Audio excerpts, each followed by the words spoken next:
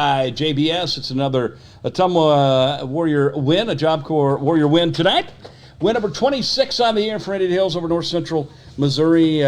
Coach Hank joining us now in the postgame. Coach, this is a team that they've got some impressive wins to their resume this year, including a win early this year over Moberly. So this is certainly not a pushover by any stretch. A quality basketball team that we beat tonight. Your thoughts overall on your team's performance? Yeah, in all honesty, we play them at this last week every year because they're the absolute best team that we can find, and they're better than a lot of Division I junior college basketball teams that come up here. So they do a good job every single year. Obviously, they beat Moberly, who we struggled with one day at the office.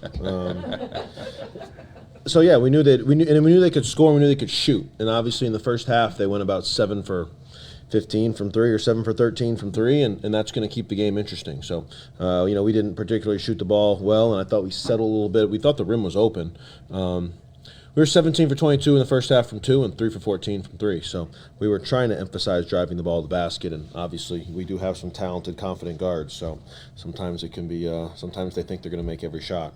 And I get it. Sometimes they do make every shot, and that's the tricky part. So, but I thought Don and Enoch and shooting the second half, Devontae Hall did a very good job attacking the basket. I thought we guarded a little bit better in the second half, and kind of a strange game and a weird win, but obviously I think by this time of year you're happy to get them. I know the guys are excited for what's in front of us.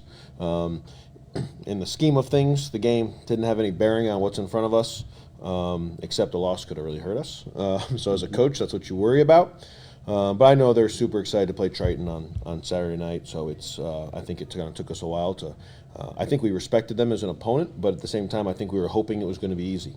When you play a good basketball team and you hope it's going to be easy, you are going to get disappointed because it's not easy. So I thought we did a good job pulling together in the second half, and obviously happy to get the win.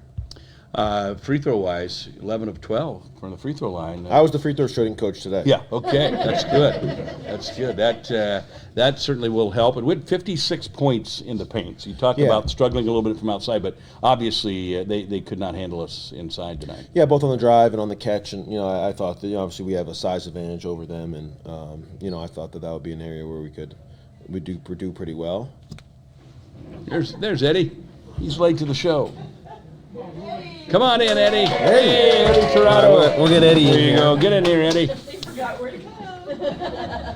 ¿Dónde estás?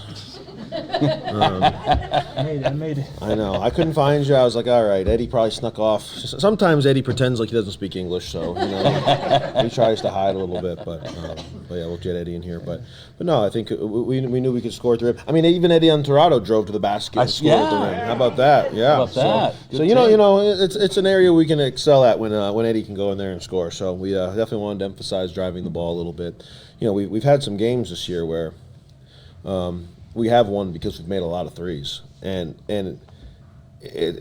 you want to shoot the right threes, but I don't necessarily want to come out here and shoot 35 or 40 a night. We want to shoot the best, maybe 25 or 30 we can get. So, I thought driving the ball was going to be our strength, and it was good that we started to do that more in the second half. Let's talk about Kalambe, 27 tonight, coming off of 29 the other night.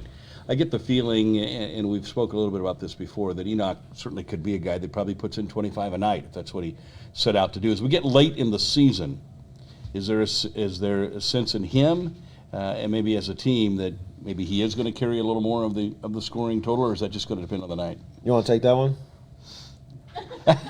You say it. No speaking English. Yeah. Don't pull that. I don't know what to say about that one. I think Enoch Enoch is as unselfish of a player as there is, so sometimes you have to.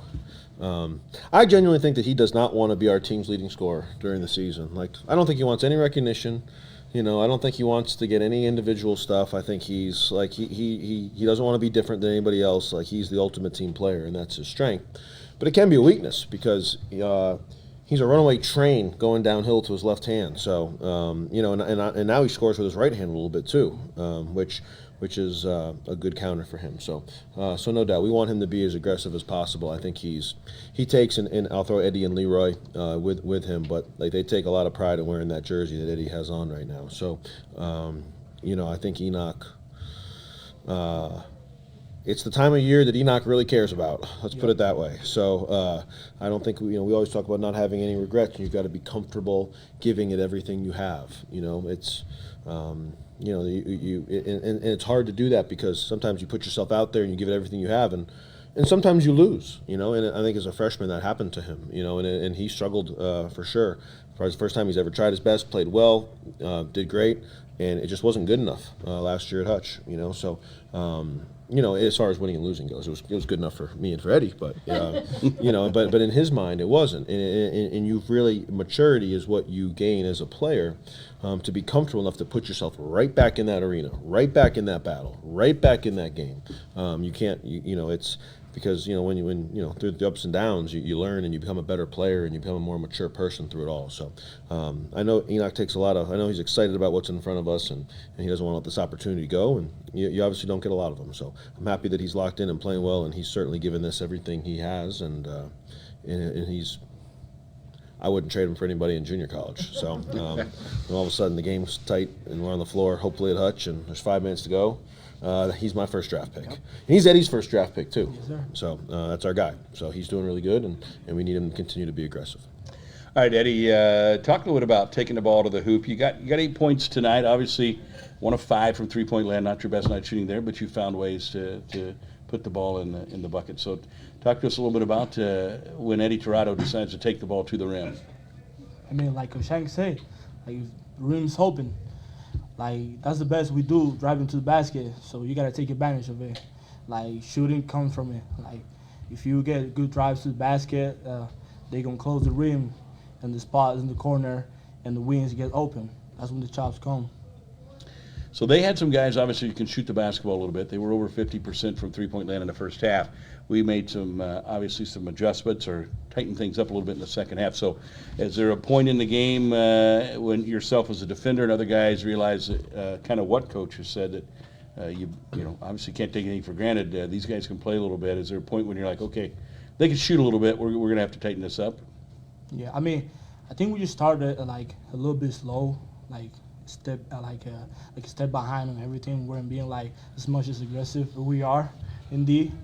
And like Coach, like at the halftime, Coach talked to us like we had to pick her up, and that's what we did second half. We make them feel uncomfortable. So we're late in the season now. One more regular season game against a top 10 opponent, and then we're going to head into the postseason. For you guys that obviously yourself and Leroy and Enoch that were a part of this run last year, is it getting? I mean, obviously every game matters, but is it getting a little more exciting? Are you finding yourself getting ready for the postseason? Yes, sir. Yes, sir. You just gotta keep giving everything we got. When I was like, until like treating every game like it's the last one, until it's the end. Yeah. All right, so you got Triton coming in on Saturday. Triton's a team, obviously, as everybody, everybody wants to get an automatic berth. You want to win your way there, but there are at-large berths and they want to put themselves in a position that if they don't get there, as obviously we do, that if it's not automatic, then let's get the at-large. This would be a huge win for them in building their resume. Obviously, they got to be a little bit of burden or saddle about us going over there and getting a win. Have you seen what you've seen on film? Obviously, they were a great team when we played them before. Anything new, anything different? Do you feel like they've gotten better since we played them? For sure. I haven't dug into every single film. I know it's coach speak, but we take it one game at a time. So we were watching North Central Missouri. So I've watched them on film, but I haven't like watched them from a coaching perspective on film. But they're a very talented team. They have not lost since we played them. They've been beating the brakes off some people. They shoot the ball very well. The guards, Muntu and Barnes, I think are very dynamic. Pickett's downhill driver. Keandre Young is when he's locked in, and man, he sure was the first game versus us now. He's one of the best players in junior college. Their big kids are getting a lot better, and they play very confident. They play loose. They're aggressive scoring. I mean, they're as talented an offensive team as we've seen all year. I thought our win at their place was as good as we've played. Certainly as well as we shot the ball in the second half. And I mean, I thought it was a very, very difficult game, and I was unbelievably proud of the win that we were able to get down there. So, and I think the guys feel the same way. I don't think there's no lack of respect for what Triton's capable of. I think we think they're a very, very good team, and they are, and they certainly have a great chance to be on the floor at Hutch as well. So I don't know. It's an important game for both of us. It's why we put the game there. You want to challenge yourself. You don't want to go into the postseason. We're not scared to play anybody, and they're not either. So one of us is going to lose, and I don't know. Like I said, there's some people I think that are scared to play people and lose. I don't know, Russ. I've taken some beatings in this basketball thing, so I'm not scared to play anybody. I think you grow from it, you get better from it, and you only have so many opportunities to put Eddie and Enoch and our team in a situation that really allows them to grow and allows them to learn and allows them to get better, which is all it's about. So, Saturday night will be a big one for us for sure, and I think we're all excited about it, and it'll certainly give us a good indication of where we're at as we move into the postseason the following Saturday night. And it will be Golden Eagle Distributing Night with a tailgate with some free drinks. So get here early for that, and let's get a big crowd. We got to make sure Eddie doesn't wander up to that. Right. Huh? Keep Eddie in the locker room and out on the floor. So the Warriors get the win tonight. Go to 26-3 on the year. One more regular season game to go. I think everybody's gonna wear black on Saturday night. Is what I've been hearing. Black. That's what I hear from the room. Black. So. Yep. On Saturday night as we welcome Triton into town for that one, and let's have a huge crowd for that one.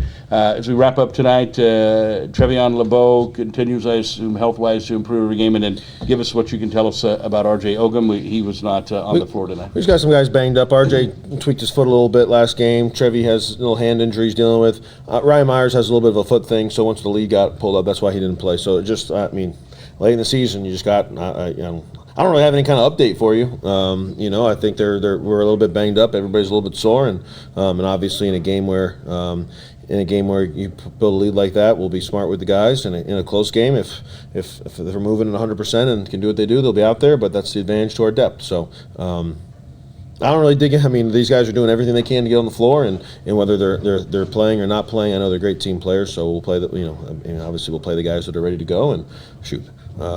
By game number 30, it's just part of it. So these guys are busting their tails every single day to get healthy and be on that floor, and I know they'll continue to do that. All right, Saturday night, let's pack the house against Triton. Eddie, let me hear you say in Spanish, let's pack the house and raise the roof at the Hellyer Center. How do you say something like that in your language? Invite the Warrior fans out to let's have a party out here on Saturday night. Llenemos la casa el sábado en la noche against Triton. Bien. Yay. All right. There you go. That's going to do it for us. Last word to Eddie Tirado. Thanks for tuning in, everybody. We've been powered by JBS. Go Warriors!